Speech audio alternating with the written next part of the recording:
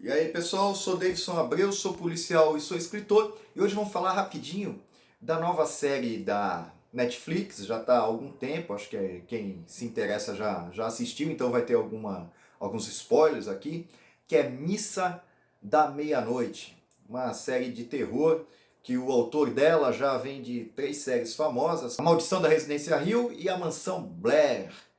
A Mansão Black também ela foi inspirada na Volta do Parafuso, o livro que também inspirou aquele filme Os Outros. Muito interessante esses dois filmes. E vamos falar rapidinho desse de agora, que é a Missa da Meia-Noite, e a crítica ao fanatismo religioso. Ou melhor, a crítica ao cristianismo. Não podemos, pelo menos é o meu ponto de vista, não podemos fugir aí desse assunto. Primeiro, como já disse, já tem alguns spoilers, então ela trata um pouco aí de vampirismo. Esse livro aqui, que é talvez o grande sucesso aí dos livros de vampiro, esse daqui é uma réplica da capa original do filme, do livro do Drácula de Bram Stoker. Essa versão aqui é da Dark Side, muito bonita, muito bem construída. E vocês sabem, meu primeiro livro por uma editora de renome foi A Vingança de Drácula, que é uma pretensão aí a ser uma continuação daquele livro que foi lançado em 2016 na Bienal do Livro de São Paulo, Bienal Internacional do Livro de São Paulo. E essa minissérie ela é muito inspirada no livro de Stephen King, que é esse livro aqui, ó, que também gerou o filme A Hora do Vampiro, e também gerou uma minissérie muito boa aí, salvo engano é a Mansão Marsden. Desculpa aí se o nome não for esse. Mas o que podemos falar desse seriado e a crítica social que ele tenta alcançar? Se é enviesada ou não, ou se essa é apenas uma opinião minha. Quanto ao seriado, eu acho ele foi bom e vai agradar a maioria das pessoas que gostam do gênero, mas muitos vão desistir no caminho porque ele é muito lento. Os 2 primeiros episódios, principalmente, são muito lentos, muito dramáticos, há monólogos muito longos e as coisas vão acontecendo bem aos poucos. As séries anteriores, as minisséries anteriores do autor, eu achei bem melhor. E ela é muito, muito inspirada aqui nesse filme. Quem conhece vai saber que praticamente mudou de local. E tem depois aí algumas homenagens ao Nosferatus, que é muito interessante. A criatura ela foi muito bem caracterizada ali. E o que facilita para o roteiro é que ninguém na ilha, parece que nessa realidade onde vive os personagens, ninguém nunca ouviu falar de vampiro. E ela acaba tudo sendo ao redor da igreja local lá, que é uma igreja católica ali, e tem um pessoalzinho lá que é bem fanático. Aquela ilha pequena, um pessoal bem conservador, as coisas andam bem devagar. Aí a gente entra nesse ponto aí da crítica social e nesse ponto político. Parece ser uma crítica bem direcionada ao cristianismo, que não é novidade, que nós sabemos agora que o cristianismo ele é bem atacado aqui no Ocidente.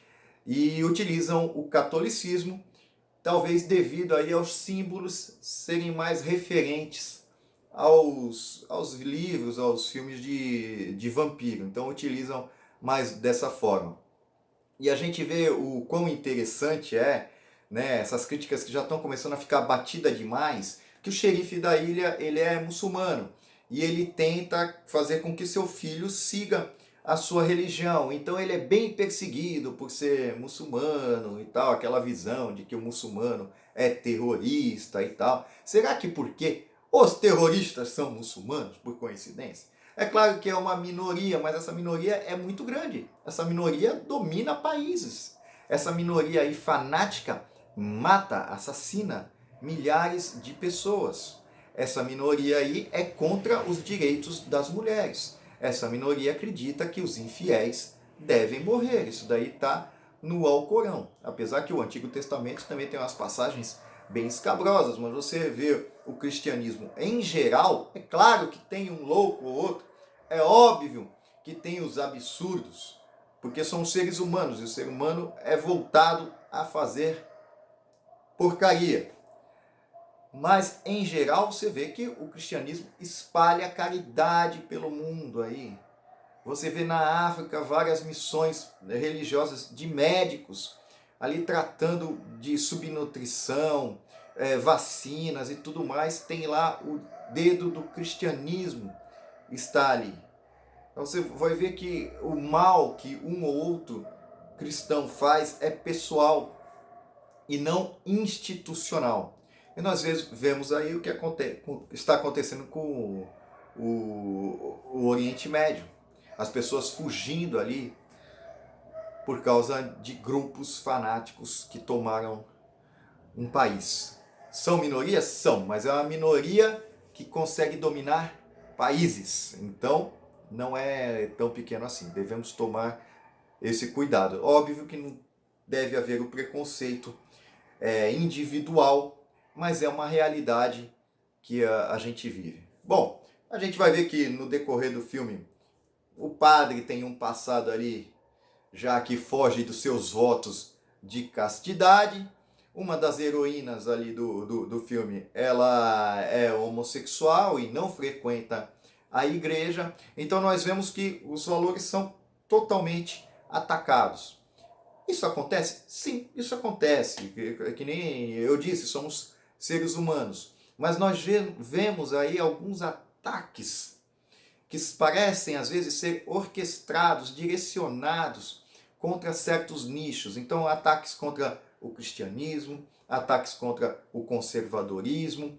E nós vemos que essas mesmas mídias não abrem muito espaço para quem tem outros valores. A gente está assistindo muito isso nos quadrinhos tradicionais aí que dominam o mercado ainda, a Marvel e a DC entrando nessa briga. Nós vemos produções da Netflix entrando nessa briga, produções de Hollywood entrando nessa briga, e também soma-se ao fato das produções de Hollywood não falar mais mal da China, ignorarem o Tibete, ignorarem o Dalai Lama, porque vai contra os interesses da China, e a China é um mercado gigantesco para Hollywood. São fatos que estão aos nossos olhos. E o nosso modo de viver aí, judaico-cristão, que transformou o Ocidente nisso durante séculos, aí no decorrer de séculos, está sendo ameaçado por nós mesmos, pela indústria crescente.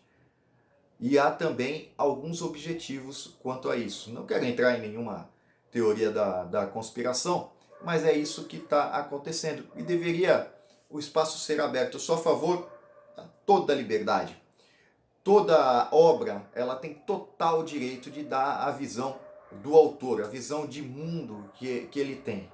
De acordo com as suas experiências, de acordo com suas ideologias, de acordo com suas crenças, tudo.